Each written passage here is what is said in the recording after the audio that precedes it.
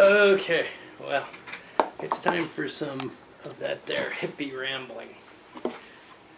And by the way, notice my new clean cut appearance. Well, I mean, shorter hair. Although I kept I don't know, sort of a semi-mullet. I tell people it's a tail, but I get made fun of it. Oh, no, it looks more like a mullet. But this is the ultimate in style and class. All right. Along with those burns. Wilderness War. So, first of all, if you're looking at this, this is an established classic in the CDG realm. It's something that there's been plenty of coverage on. I think when I came out with my Paths of Glory video, there weren't a lot of people doing stuff in Twilight Struggle and stuff. There just weren't a lot of people, but I see with this, there are just tons of videos out there for it. And most of them are probably more what you're used to than mine, but hey. So in a sense, I'm probably preaching to the choir when I say, hey, I like this game. Great. This is actually a game that when I first played it, I said I have to have this. I absolutely have to have this. Subject matter, it's a real war game, and it's got that CDG element that makes it a lot of fun playing against someone. Unfortunately, these, in general, don't work as well solitaire. And there's a certain fatigue setting in for me with the CDGs. I almost certainly will cut way back in terms of my purchases. Nothing against this one.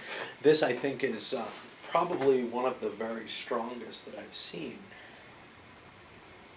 It manages to capture the flavor and the reality of a conflict that I'm already fairly aware of.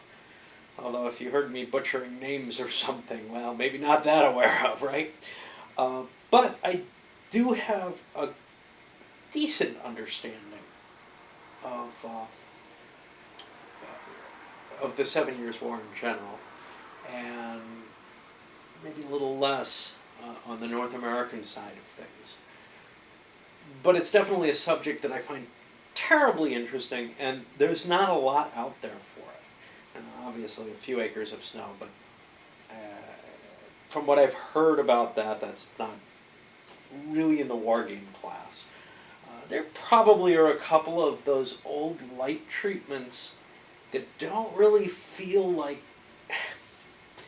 They just don't feel like they give you the era. And this really does. And it's not from the cards. It's from... some of it is the cards in the sense that you can't do everything you want to do. That's always a big thing in the card-driven games. Now, in some of them it doesn't work as well.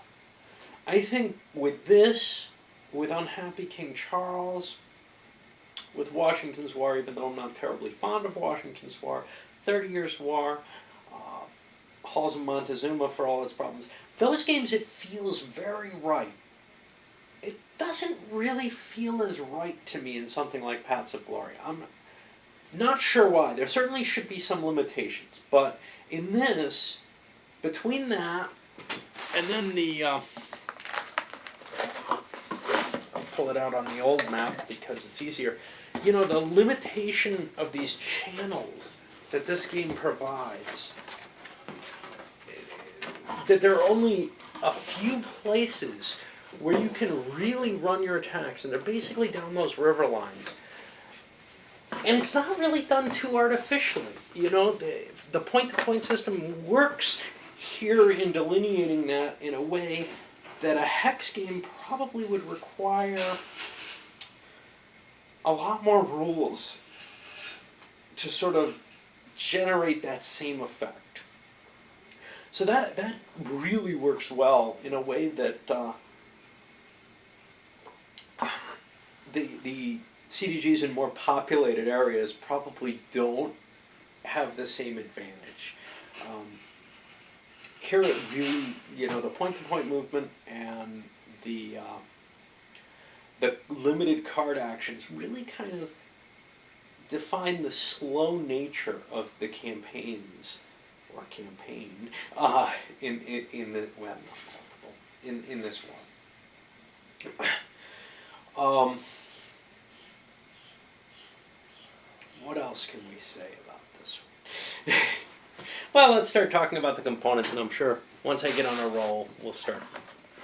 Now, the original game map is probably serviceable, but it kind of pooched when I laid it out, and I was very unhappy with it. And then, this deluxe map is really a work of art. Its texture is fantastic. GMT really gets how to make these one-piece fold-up maps in a way, that no one else has really gotten the hang of to the same degree. And I think, this is just yet another real hit for them in terms of a quality component there. The cards themselves, I don't know what the second edition cards are like. The second edition, I don't remember it in terms of, well, did they shuffle better? These shuffle very well, and that's sometimes a flaw with GMT games. The counters, well, again, this is first edition, but I don't think they changed much, although I was told by the designer, and maybe others, that there are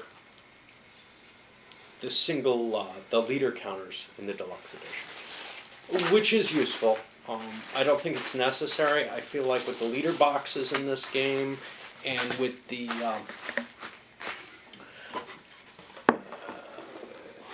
limited number of units kind of spread out, etc., they work pretty well here in a way that, I guess the biggest thing is that in Virgin Queen, I got really kind of turned off of those because the stands didn't fit well. Well, here they're fine. They're just fine.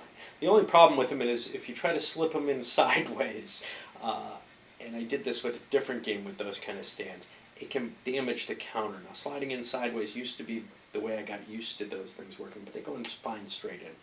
All right. What are we really catching the spirit of with this game? You've got, the decisions that you have to make are so hard, so hard. And that's the truth in a lot of these CDGs. And to me, that's not necessarily a positive factor, but I think that's the big selling point on this design. I'm used to the being able to move a bunch of things at once, and that's not realistic in this war. It's not realistic to say push the whole front forward the way it would be in an OCS game. It's maybe not even realistic to do that in World War II in the same way across the front. So when you play something like World in Flames, you can move everything at once. And then the limitations become more physical ones. Like, do I have enough planes allocated to make my attacks? Well, quite often you can make a broad front advance. In something like this, though, you really do have to choose. What's my path? What am I trying to do? For the French, can I eke out enough victory points for that win early in the game? And I think that's true with all the scenarios. I think the French have to try to win as early in the scenario as they can, because this war historically went south fairly early for them. So probably their position is always a deteriorating one in the scenarios. I can't tell you for sure, because this is really not quite my first play, but close enough that, I'm just exploring the game here.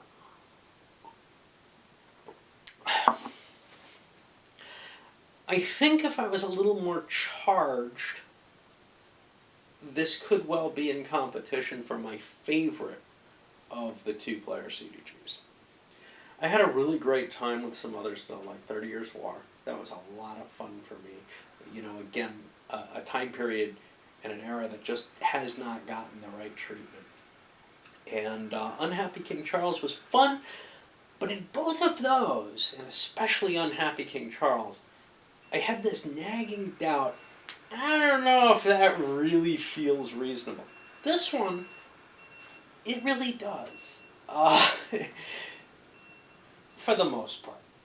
There are things you can do. So, for example, had the French struck off in my game instead of where they went after Abercrombie, if they had went and grabbed the 2 victory points they wouldn't have had to fight for, well, putting your army that far out of position for a stab at winning, I don't know how realistic that is.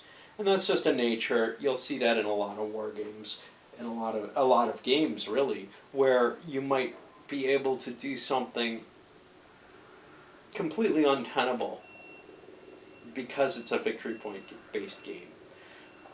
And that's just something you have to settle, you know, in your own mind, whether or not you want to make that kind of stab, whether or not winning is what the game is about. But in this case, I was happy to find that I didn't have to take that route, that I actually had a more attractive route that was kind of connecting up the different French. You know, it was getting me both paths north from Albany, which was very pleasing. This is a game that can kill you, though, so easily. I mean, you can lose this game on a couple of bad plays. I'm not sure how many bad plays I made for the British here. I'm sure somebody else is going to point out and say, that was horrible. But when I first played it,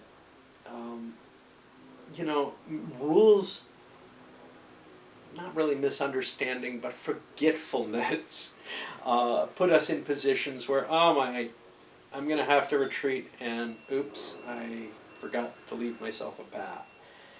And, you know, it was a hard situation to reverse, and it was my fault and problem, so I insisted that it stand for me, even though an earlier one didn't for my opponent. But, you know, it just, when you start botching, this game is very easy to forget the little rules. There aren't that many. There's only 15 pages of rules. But they're not all right there in that intuitive, built-up manner for me. And part of that is because CDGs are kind of new. You know, I mean, for me especially, I've only been playing them for a couple years. If I think about, you know, a couple years into wargaming, well, I was very young then and probably made a lot of mistakes. But I can remember making mistakes on new games fairly regularly. I can remember teaching the wrong rules. I've always been very, less than focused, and I'd also want to play a lot of games. But with the GMT CDGs especially, it just feels to me like there's more conspiring than that. I'm not sure quite what it is. Some of it's the rules formatting, but I don't think it's that terrible. It should work for me. The wide across the page isn't as good for me as little columns, but I work with either. I mean, I can deal with GDW rules, which I think are just these masses of text, and they hit me and I understand them more or less. These, it feels like I read over a special case and I say, yeah, that makes sense, and then I'm on the next one and I've forgotten the last one. And that's very hard, and I don't know, I don't think it's just, age creeping up on me. I think that there's something about the way that these rules have to be, in essence. There's not a lot of dross in them. There's I'm probably misusing that word.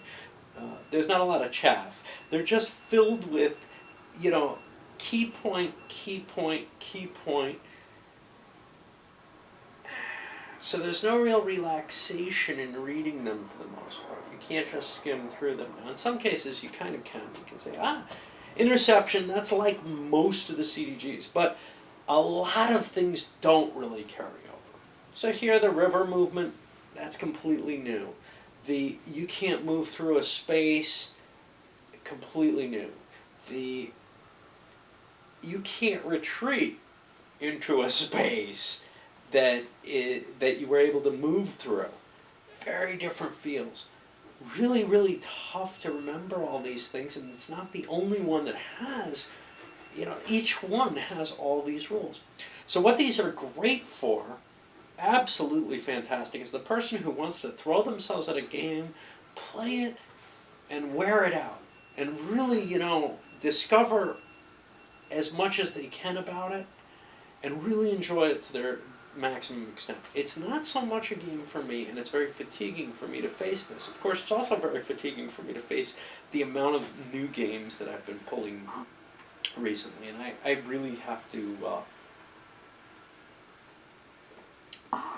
cut back on that. Of course, I'm having trouble, but it's sort of a new game with Europa Universalis. I'm looking at the EU8 rules, and there's enough differences there that it's like not sticking right. And that's a game that's just so huge and so full of little pieces that, no matter what, I'm going to screw up a lot, right? But this one, I have to say, I'm very pleased. It's absolutely what I wanted. I wish to hell last year I had been able to hook up with whoever. There were a couple of people. There were 2 or 3 copies there for $25. Second deluxe edition. I ended up paying, I think, that amount, maybe a little more, but I think it was 25. I kind of had this, I will not go higher than that. I think I ended up picking this up for 25 used, but I had to pay shipping on top of it. And, that's a significant difference. It's going to be another $10, $12 there. It's half the price of the game, right? Just a continuous issue, and I'm very cheap, but I don't know. Anyway, not surprisingly, I like it. I like it a lot. It is right in the right kind of time period. It's something that I haven't seen done, and it's done very, very well. But I am showing that fatigue, and really do need to move. You'll see. You may have seen I've been playing older games more and more, back to not hitting brand new things to me every time. All right, up it goes.